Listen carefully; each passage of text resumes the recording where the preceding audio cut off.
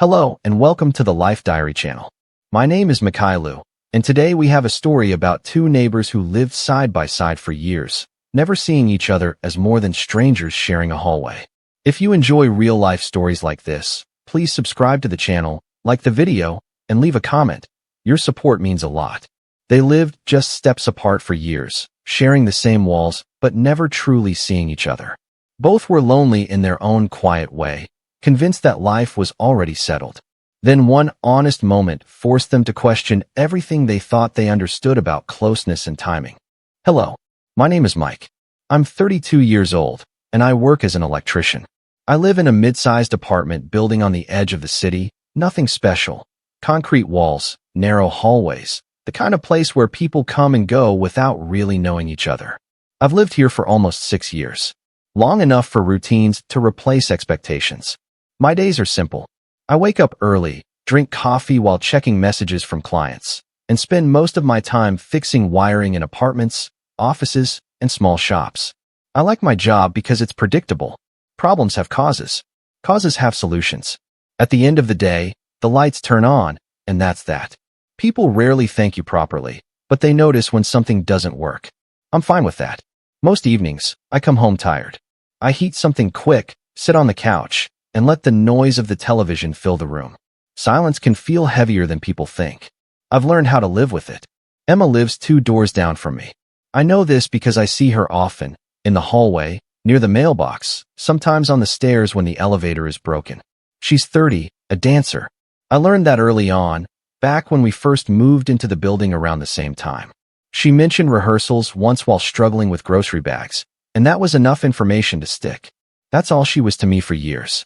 A neighbor, a familiar face, someone who nodded politely and smiled when our paths crossed. She always seemed busy. Gym bag over her shoulder, hair tied back, headphones in. Sometimes I noticed bruises on her legs or ankles wrapped in tape. Dancers carry their work on their bodies. I never asked questions. It didn't feel like my place. We didn't share meals. We didn't text. We didn't check in on each other. We lived close, but our lives ran parallel, never crossing. Looking back now, it's strange how easy it is to ignore someone when nothing forces you to look closer. The building itself has a rhythm. Mornings are quiet. Afternoons bring noise from kids upstairs and doors slamming as people return from work. Nights are calm again, except for the occasional argument behind thin walls or laughter drifting from an open window. Emma and I existed inside that rhythm without disturbing it. Sometimes I'd hear music through the wall. Not loud, just enough to recognize repetition. Practice, discipline, commitment. I'd think, she works hard, and then I'd turn the volume up on my TV and forget about it. She probably had her own version of me in her head. The quiet guy, the electrician, the neighbor who fixes things. Weeks passed, months, years. Nothing changed until the night the power went out. It happened late, around 10. The lights flickered once, twice, then everything went dark. The hallway filled with confused voices and the sound of doors opening. I grabbed my flashlight and stepped outside out of habit. When you do this kind of work long enough, your body reacts before your mind does. People asked questions. Someone complained. Someone else joked about it being a sign to go to bed. Emma stood a few steps away from me, holding her phone up for light. She looked tired, more tired than usual. Her hair was loose, her posture slouched in a way I'd never seen before. I think it's the main panel, I said, more to myself than anyone else. She looked at me and nodded. That makes sense. That was it. That was the entire exchange. I fixed the problem within 20 minutes. A loose connection. Nothing dramatic.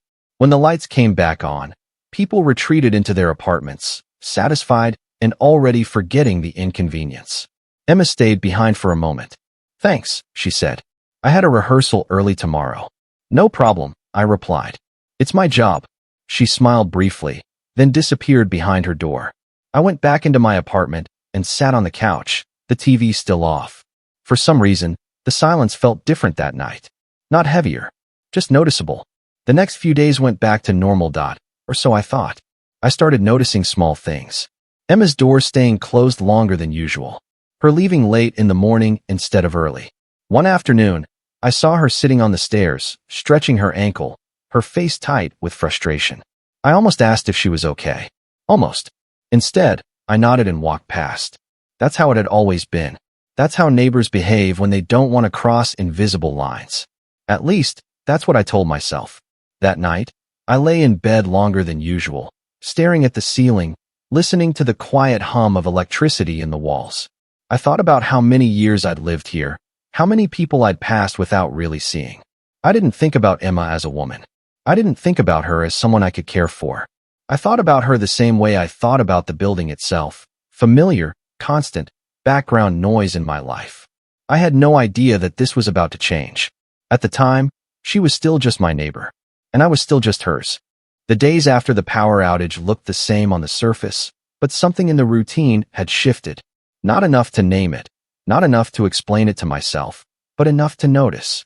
I began seeing Emma more often, or maybe I was just paying attention. She left the apartment later than before, moving slower, her steps more careful.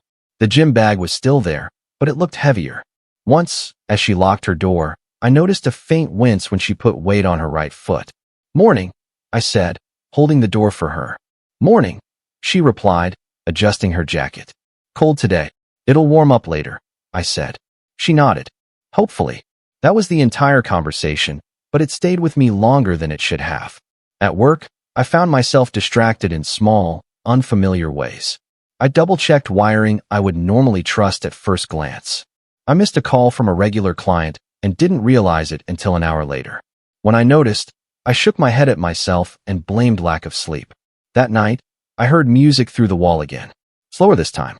Less repetitive. It stopped abruptly, followed by silence.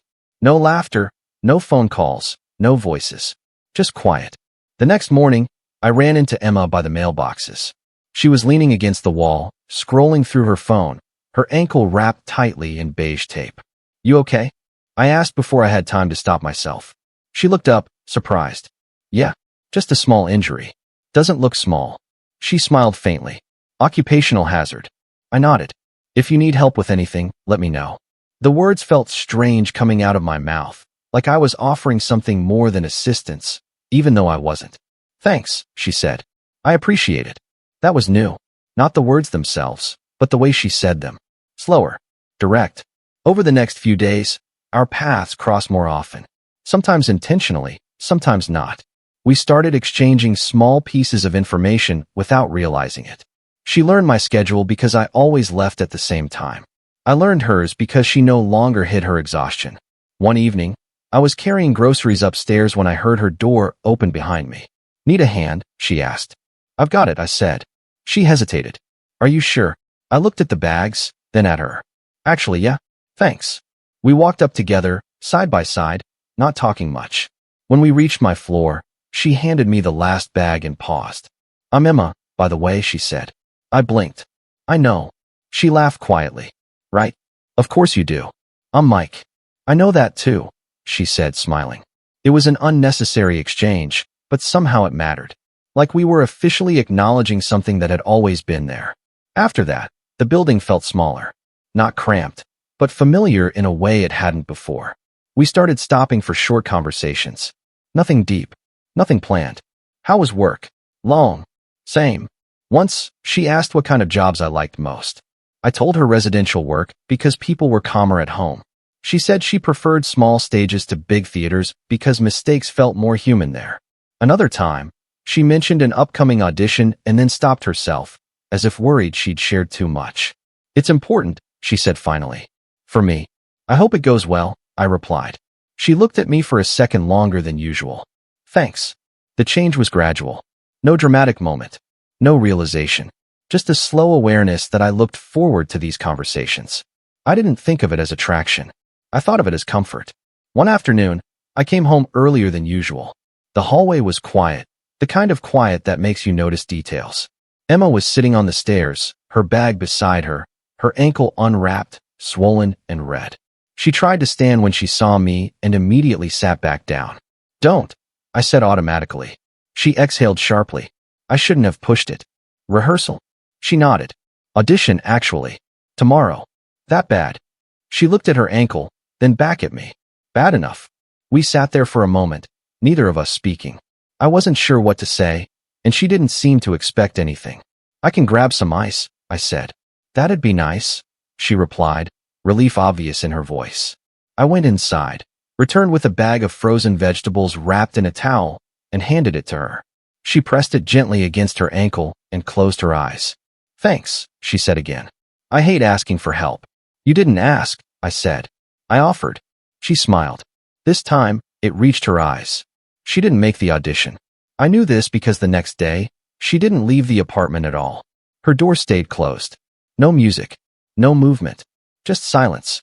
I noticed it in the evening when I came home and realized I hadn't seen her once. I told myself it wasn't my business, that people have bad days, that neighbors don't interfere.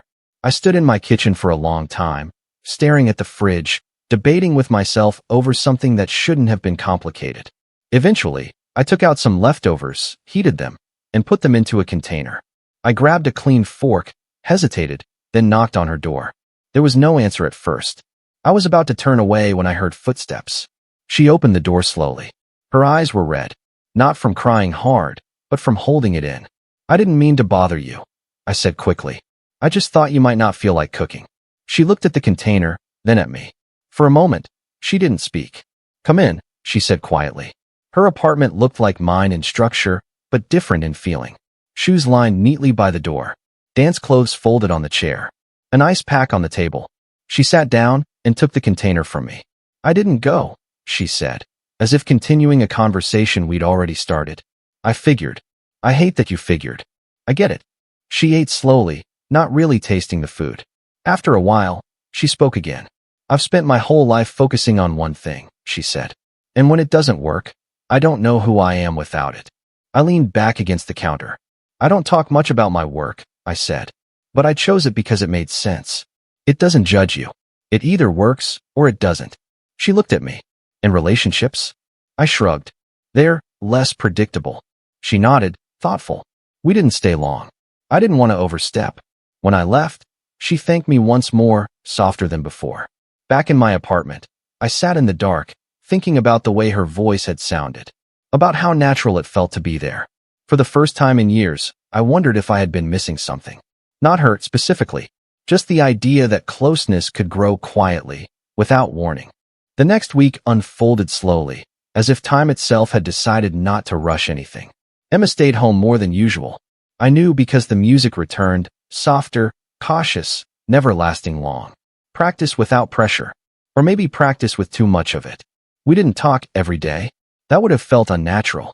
But when we did, the conversations lingered. One evening, I ran into her near the trash room. She was wearing an oversized sweater, hair pulled back loosely, no makeup. She looked different, less guarded. How's the ankle? I asked. Better, she said. Not good, just better. That's progress. She smiled. That's what my body keeps telling me. My head disagrees. We walked back toward the apartments together. I've been thinking, she said carefully, about what you said. About work being predictable. And how strange it must be to choose something because it doesn't judge you. I shrugged. People do enough of that. She nodded slowly, like she was filing the thought away. A few days later, I saw her sitting on the steps again. This time, I didn't hesitate. You shouldn't sit on cold concrete, I said. Doctor's orders? She asked. Common sense, I replied. She laughed quietly and stood with effort. I offered my arm without thinking.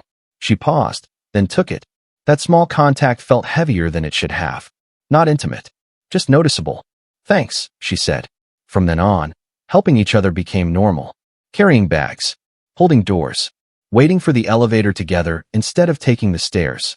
One evening, she knocked on my door. I wasn't expecting her.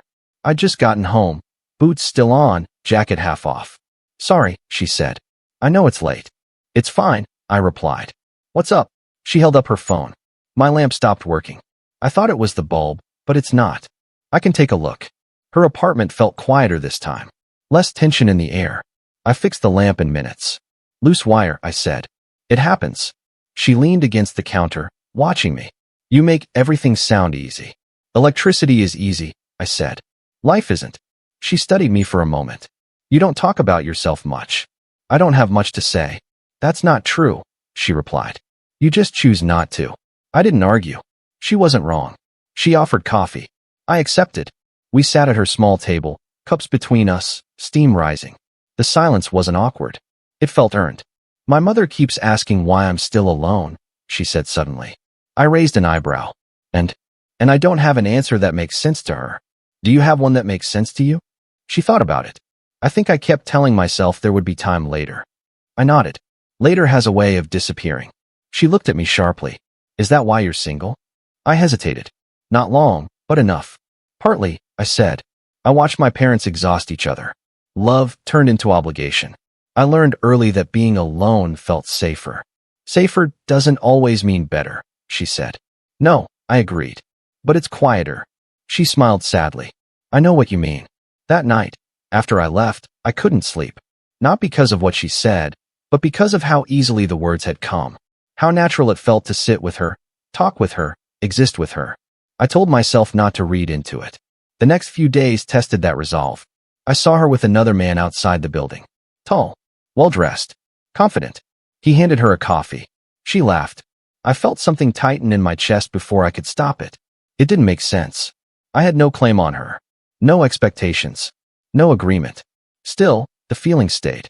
That night, she didn't come home alone. The man walked her to the door. They talked quietly. He didn't come in. He left. I sat on my couch, staring at the blank television screen, irritated with myself for caring. The next morning, I ran into her by the mailboxes. Hey, she said, cheerful. Too cheerful. Morning. She hesitated. You okay? Yeah, I lied. She watched me for a second, then nodded. Good. There was distance between us that day. Not intentional. Just there. In the evening, she knocked on my door again. I need to clear something up, she said. I stepped aside to let her in. That guy you saw, she said quickly, he's a choreographer. He wanted to talk about a project. I didn't ask, I replied. I know, she said. But I didn't like the idea of you thinking something that wasn't true. I looked at her, confused by the sudden seriousness. Why does it matter what I think? I asked. She opened her mouth, then closed it. Her confidence faltered. I don't know, she admitted. But it does. The honesty in her voice made it impossible to retreat. I noticed you pulling away, I said. I thought maybe I'd crossed a line. No, she said quickly. You didn't. I just realized something about myself, and I didn't know how to deal with it. What did you realize? She took a breath. That I've been lonely longer than I want to admit. And that I didn't see you. Not really. Even though you were right there. The room felt smaller. I don't know what to do with that, she continued. And I don't want to mess things up. I nodded slowly. Neither do I. We stood there, not touching, not moving. I'm not asking for anything, she said. I just didn't want silence to decide for us. That's fair, I said. She smiled, relieved. Thank you. When she left, I sat down heavily on the couch. The realization hit me then, quietly but firmly. This wasn't just comfort anymore. This was the beginning of something fragile. And once noticed, it couldn't be ignored. The days after our conversation didn't turn dramatic. There were no sudden confessions, no rushed decisions. If anything, things slowed down. We were careful, almost too careful, as if both of us were afraid that one wrong move could undo everything that had quietly formed. Emma didn't avoid me, but she wasn't as open either. Our conversation stayed polite, measured, still warm, but restrained. I noticed it in the way she kept physical distance, how she checked her phone more often, how she ended conversations first. I told myself it was normal, that people pull back when they realize something matters. But the silence between words grew heavier. One evening, I came home earlier than usual. The hallway lights hummed softly. Emma's door was open. She stood inside, folding laundry, music playing low. I hesitated, then knocked lightly on the frame. Hey, I said. She turned, surprised. Oh, hi. You busy? Not really, she replied, then corrected herself. Just tired. I nodded. Can I ask you something? She paused. Sure. I didn't step inside. I stayed where I was, close enough to talk, far enough not to intrude. Did I do something wrong? I asked. Her hands froze mid-fold. No, she said quickly. Too quickly. Why would you think that? Because things changed, I replied. And I don't want to guess. She looked at the pile of clothes, then at me. Her shoulders dropped slightly, like she was giving up on pretending. Come in, she said quietly. We sat at the small table again, just like before. No coffee this time. No distraction. I've been trying to understand myself, she began. And I don't like what I'm realizing. I waited. I ignored you, she said. For years. Not on purpose. Not in a cruel way. I just didn't see you. I didn't interrupt. I was so focused on dance, on surviving, on proving myself, she continued. Anyone who didn't demand my attention faded into the background. You were safe, kind, predictable, and I took that for granted. The words stung more than I expected. Not because they were harsh, but because they were honest. I never thought about us, she said. Not once. Until recently. And now? I asked. She looked at me, eyes steady but uncertain. Now I can't stop thinking about it. Silence settled between us. Not awkward. Heavy. I don't want to hurt you, she added. Or lose what we have. But I'm scared that I noticed too late. I leaned back slightly. You didn't ignore me alone, I said. I did the same. She frowned. That's not the same. It is, I replied. I chose distance. You chose focus. Different reasons, same result. She studied me. You make it sound simple. It's not, I said. But it's real. She exhaled slowly, like she'd been holding her breath for days. I don't want to rush into anything, she said. I don't want this to be about filling loneliness. Neither do I replied. She reached across the table then. Hesitant. Careful. Her fingers touched mine, then wrapped around my hand. The contact was grounding. Not electric. Just warm. Solid. I ignored you for so many years, she said softly. And I don't want to ignore this. I didn't pull away. I didn't lean in either. I'm here, I said. I always was. She nodded, eyes shining but controlled. Can we take this slowly? Yes, I said. That's the only way I know how. From that moment, things didn't suddenly become easy, but they became clear. We started seeing each other differently. Not as neighbors filling time, but as two people choosing to show up. We went for walks after dinner, staying close to home. We talked about small things first. Work frustrations, childhood memories, the quiet fear of getting stuck in a life that looks fine from the outside. Emma talked about dance without performing it, without selling it. She talked about pain, about being replaced, about the constant pressure to stay relevant. I talked about my parents, about learning to be self-sufficient too early, about choosing a life where I wouldn't have to rely on anyone. I don't know how to need someone, I admitted one night. She didn't try to fix it. She just listened. I don't know how to let someone need me, she replied. There were moments of doubt. Times when she pulled back again, afraid of losing independence. Times when I went quiet, afraid of becoming dependent. Once, she canceled plans last minute to stay late at rehearsal. I felt dismissed. She felt misunderstood. We argued quietly, carefully, like people afraid of raising their voices. But we talked it through. Not perfectly, not smoothly, but honestly. One evening, as we sat on her couch, she leaned her head against my shoulder. Not dramatically, just naturally. This feels strange, she said. Good strange or bad strange? She smiled. Good, but unfamiliar. I nodded. Same. We didn't kiss. We didn't define anything. We let the moment exist without pressure. That night, when I went back to my apartment, I realized something important. The fear wasn't gone, but it was shared, and that made all the difference. We didn't rush into calling it a relationship. There was no announcement, no dramatic shift. What changed was consistency. Emma started coming over in the evenings after rehearsal. Sometimes tired, sometimes quiet. We cooked simple meals together. Pasta, eggs, whatever was easy. We talked about our days without trying to impress each other. When she was exhausted, she rested. When I was silent, she didn't push. Slowly, trust replaced hesitation. We argued too. About time. About priorities. About how often her work pulled her away and how easily I retreated into myself when things felt uncertain. Once, I told her I felt like an option when rehearsal always came first. She didn't get defensive. She listened. And I feel guilty every time I choose my work, she said. But I need you to understand that dance is part of who I am, not something I'm running from you with. That conversation changed something. Not because it solved everything, but because neither of us walked away. A few weeks later, Emma suggested something practical. My lease ends next month, she said carefully. And you've mentioned yours isn't great either. I waited.